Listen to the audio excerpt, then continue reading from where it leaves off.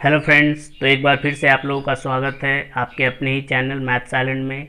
तो आज हम क्लास 10th का चैप्टर 1 में यूक्लिड डिवीज़न एल्गोरिदम यानी कि यूक्लिड विभाजन प्रमेयिका के बारे में जानने वाले हैं कि ये एल्गोरिदम आखिर है क्या और इसका इस्तेमाल कहाँ किया जाता है।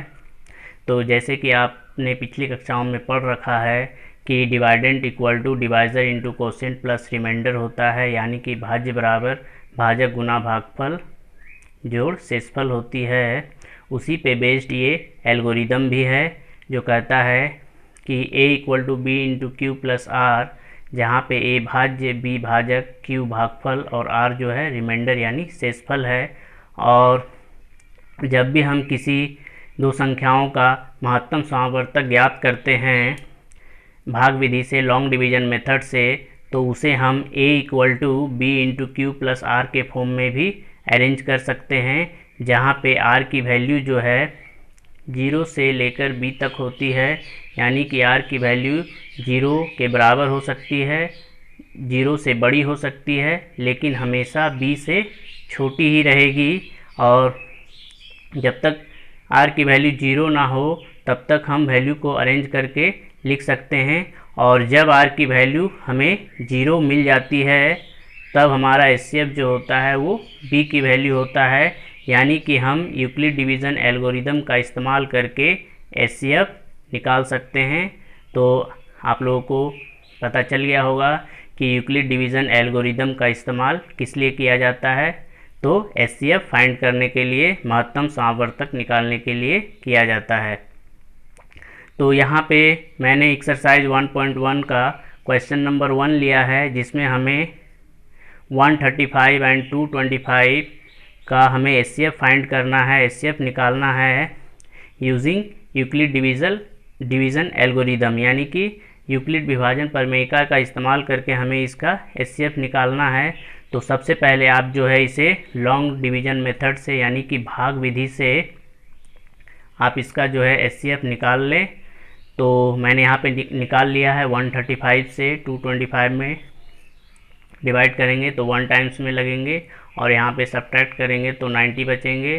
तो फिर ये जो डिवाइज़र है यहाँ का भाजक फिर यहाँ पे भाज्य के रूप में आएगा, ये यहाँ पे भाज्य के रूप में आएगा, और अब ये भाजक होगा, इस भाजक से अब इस भाज्य में डिवाइड करना है, मतलब कि इस डिवाइज़र से इस डिवाइडेड में अब हमें भाग देना है। तो फिर से 1 टाइम्स में लगेगा, और फिर यहाँ पे हम घटाएंगे तो हमें 45 मिलेगी रिमाइंडर शेषफल।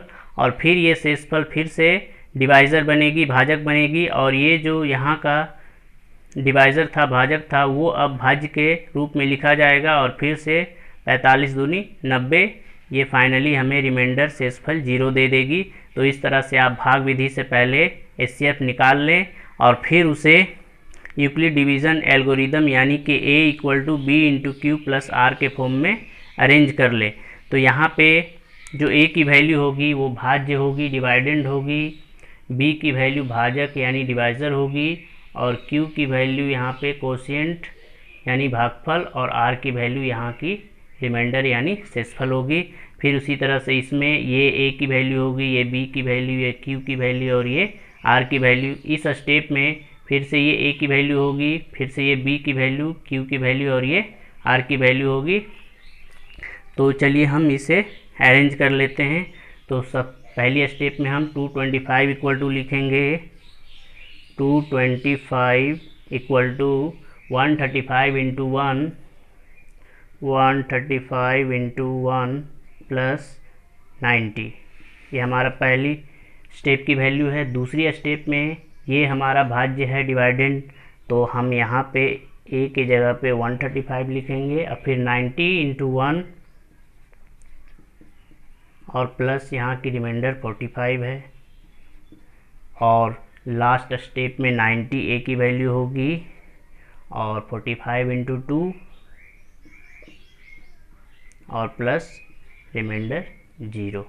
तो जब रिमाइंडर की वैल्यू 0 हो जाती है then HCF equal to b होती है।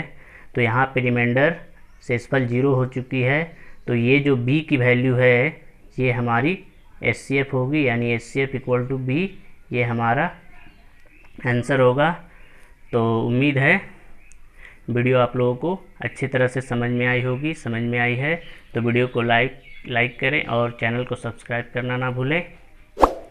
मिलते हैं नेक्स्ट वीडियो में, तब तक के लिए bye bye. Thank you, thanks for watching and take care.